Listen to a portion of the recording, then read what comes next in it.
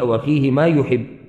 تاسو کې چې کله یو تن په خپل بدن کې یا په خپل مال کې یا په خپل رور کې هغه څه ویني چې دی خوښوي، یعنې ته په تعجب کې واچوي، فلیبرک، نو د هغه دپاره د برکت دعا غواړي. فإن العین حق، ځکه چې نظر لګېده حق دی. یعنې دې ځکې ګوره عامر بن ربیعه چې کله سهل بن حنیف ولیدو او د هغه د تک سپین بدن چې لامبلو له کله هغه چوغه لرې کړه، اوس نظره شو. او چې کله انسان د برکت دعا ونه غواړي نو شیطان دا موقع غنیمت وګڼي، او دا هر څه د الله په اجازت سره کېږي.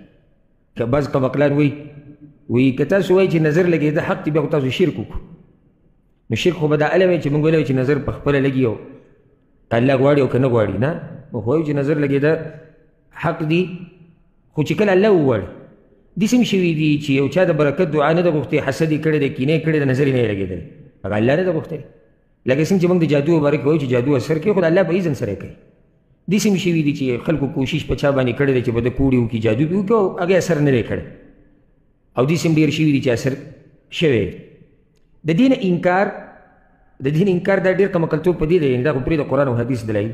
واقع حال ته وګوره، څومره خلک چې دی هغه د دې کوډ او د دې جادو د لاسه تباه و برباد شوي، د هغوی کورونه تباه و برباد شوي.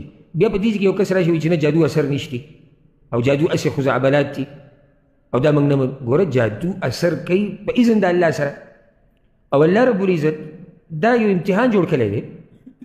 د الله مخلوق دی چې الله پکې څه کوي، کولی شي. یعنې الله داسې هم کولی شو چې د جادو بالکل اثر نه کولی، او الله داسې هم کولی شو چې د نظر نه لګېدی، داسې هم الله کولی شو. خو دا امتحان دی، دا هم یو تکلیف دی چې انسان ته رسي. لکه څنګه چې ستا بدن په نورو بیماریانو بیمارېږي، په خپله بیماري د الله په اذن سره. ډېر خلک یخنۍ ووایي او د دوی په منځ کې یو کس پاتې کېږي، هغه یخنۍ ونه وایي، خو الله یې ساتي. یو سړی ډېر احتیاط کوي او هغه بیمار شي، الله غوښتلي چې دی بیمار شي. لکه دا یو څو کاله مخکې، 2-3 کاله مخکې چې د کرونا بیماري راغلې وه، ډېرو خلکو به کې احتیاط کوو، چا سره ملاقاتونه نه کول، بیماران شو. بعض هغه چې ملاقاتونه او هر څه یې کوله الله ساتلي. نو څنګه چې دغه بیماریانې د الله په اذن سره لګېږي، دغه شان د نظر اثر، د جادو اثر دا هم د الله په اذن سره کېږي، او چې الله یې ونه غواړي نو نه کېږي. او څه به کوو موږ د دې حدیثونو به موږ څه جواب ورکوو؟ یعنې موږ به څه وایو چې د قیامت په ورځ الله ته چې یا الله زموږ عقل نه منله، یا به الله ته دا وایو چې یا الله زه دومره ټیټ موحد وم چې ستا د نبي د خبرو نه مخکې وم، ما نه منله ځکه چې هغه شرک دی. یو حدیث وایو الله ته، هغه امتحان دی. عقیده د شرک دا ده چې ته د الله سره یو مخلوق شریک کړې او هغه تصرفات وله ورکړي چې کوم تصرفات صرف د الله دي. موږ خو دا خبره نه ده کړې. موږ دلته موحدین یو الحمدلله. موږ وایو نظر اثر کوي په اذن د الله سره، دي د توحید وایي. او عین توحید دا هم دی چې څه د الله پیغمبر راته ویلي دي په هغې ایمان دی، ځکه چې دا پیغمبر هغه الله را لېږلی دی او موږ یوازې د هغه الله بندګي کوو. نو چې هغه د پیغمبر را لېږلی دین د بیانولو دپاره چې هغه راته یو خبره وکړه، نو موږ څوک یو چې بیا پکې ګوتې ووهو. یو وایي چې دا عقل مني او دا معاشره نه مني او دا پښتانه نه مني او دا زموږ مذهب نه مني. دا کیسې د توحید خلاف دي. کوم خلک چې دا خبرې کوي که نه، د دوی په توحید کې کمی دی، چې ټیټ موحدي، کلک موحدي، په الله ایمان مضبوطي، نو د هغه د ایمان دی چې الله د پیغمبر را لېږلی د دین د بیانولو دپاره دی. دی به بیانوي، زما او ستا کار دی د هغې تصدیق کول، د هغې اورېده، په هغې عمل کول. زما او ستا کار دا نه چې دی په مقابله کې به ودرېږو. دې حدیث کې یو خو دا مسله ثابته شوه چې نظر لګېده حق دی. د چا؟ نو دا بس پښتانه خو زموږ نظر نه لګي. اوس دا ماته پته نشته چې ده ته چا دا خبر ورکړی چې د ده نظر نه لګي، ځکه چې دې خو پته هم نه لګي. تاسو کې چا ته پته شته؟ که چا ته پته وي ماته دې ووایي چې ده ته څنګه پته لګېدلی. که تاسو کې هم څوک دي چې وایي چې زما نظر نه لګي، نو مهرباني به وي که موږ خبر کړي چې ده ته څنګه پته لګېدلی چې د نظر نه لګي.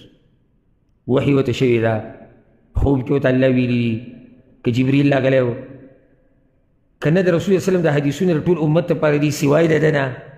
اوس دا ماته پته نشته.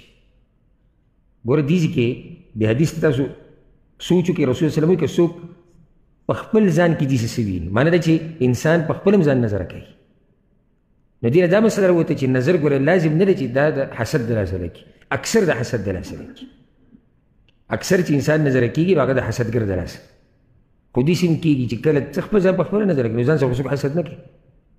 په مخه سړی ځان ته ګوري که نه، لکه بدن یې ښایسته دی یا څه بل څه شی ورسره په مال کې دی، خپلو بچو ته ډېر ګوري، را ګوري، مینه پرې راشي، او د برکت دعا وله نه غواړي. شیطان دا موقع غنیمت وګڼي، خپل بچي نظر کړه. نو ګوره سړی خپل بچی هم نظر کولی شي، لازم نه دی چې دا نظر لګېده دا د هغه چا چې هغه تا سره حسد او کینه کوي. یو خاوند خپله ښځه نظر کولی شي، یو ښځه خپل خاوند نظر کولی شي، یو ملګری نظر کولی شي. چې هر ځای کې داسې څه وینئ چې مینه دې پرې راشي، محبت دې پرې راشي، تعجب کې دې واچوي، د برکت دعا وله تبارک الله وایه یا بارک الله وایه. دا صرف ماشاءالله ویل دې کې د برکت دعا کوم ځای کې ده؟ ماشاءالله معنی خو دا دی چې څه چې الله وغواړي. د برکت دعا سره تبارک الله یا بارک الله، الله دې پکې برکت واچوي. او که دغه نه په عربۍ کې نه په پښتو کې ووایي الله دې پکې برکت واچوي، چې د انسان د دغه نقصان نه بچ شي. اوس زه په دې هم نه یم پوه، یو خو په دغه نه یم پوه چې د بل څنګه پته زما نظر نه لګي، یو په دې وایي د شین سترګې نظر لګي او د بل تور سترګې نه لګي. چې دا ولې کوم کتاب کې دي؟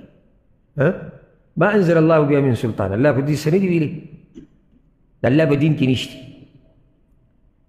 یاره وایي تو ته ماشاءالله ووایه، نه وایي زما نظر نه لګي، نظر وایي د شین سترګې لګي، شین سترګې سړي نه ځان ساته. نه، نظر د هر چا لګي، د دې د رنګونو سره کار نشته. او چې شین سترګې یا ودي سترګو والا د برکت دعا وغواړي نه هېڅ پکې نشته. او چې دې تور سترګې دا سترګې کړاوې راویستي او د برکت دعا نه وایي، نو کېدای شي دا نظر ولګي.